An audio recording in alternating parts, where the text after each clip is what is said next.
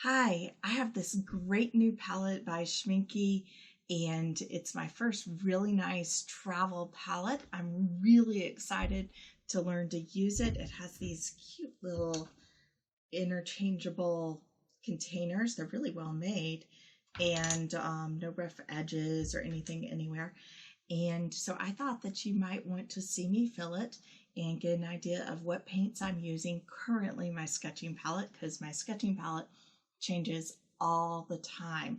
And then maybe in the next week or two, you'll come with me sketching and you'll get to see how I actually put the palette to use. A little bit of Van Dyke Brown. So it's really neat because there's two different sizes, the half pan and the full pan. And that was one of the problems with my old palette, is it was just the half pan size.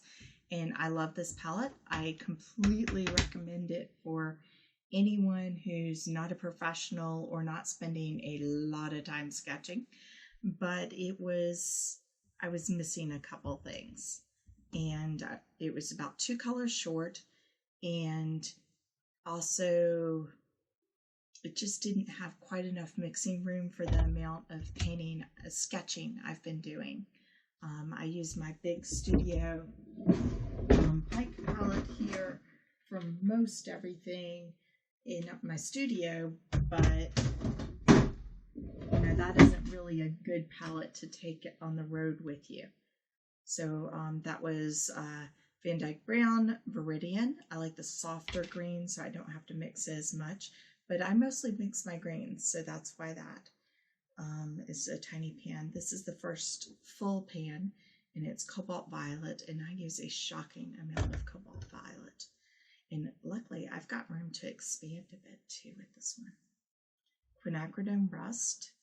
I use a lot of that. It's a great translucent color, transparent color. Some cadmium red. I don't use it that often, but when I use it, I need it.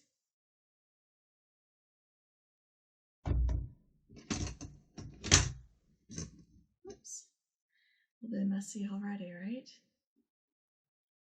Some Pyrrole Red. I've been using that a bit more. I don't know that that needs a whole half pan. I like having a selection of different reds. Quinacridone Red, that's a more all-purpose red. And back to the blues. Blues and reds I like the biggest selection of. This is a phthalo blue. Oh, not much came out. And a little bit of phthalo blue goes a long way. You would know when you paint. Cobalt teal. A little bit of this does not go a long way. So it's like the Cobalt Violet. It's horribly expensive, but it is just perfect in some occasions. So, Cobalt Blue. This may end up getting a larger size. I don't usually use it, but when I use it, I do use a lot of it. Because, once again, with the Cobalt colors, a little bit of it does not go a long way, so you end up using a lot. Ultramarine Blue. Luckily, a little less expensive. I tend to use an awful lot of that. It is a great neutral dark. All right, I'm probably going to end up having 2 separate Nico Azo Yellows and Azo Yellows, but we'll kind of see how that goes. So here's a Nickel Azo Yellow, which is a great greeny brown. Here is my Azo Yellow. Just the end of it.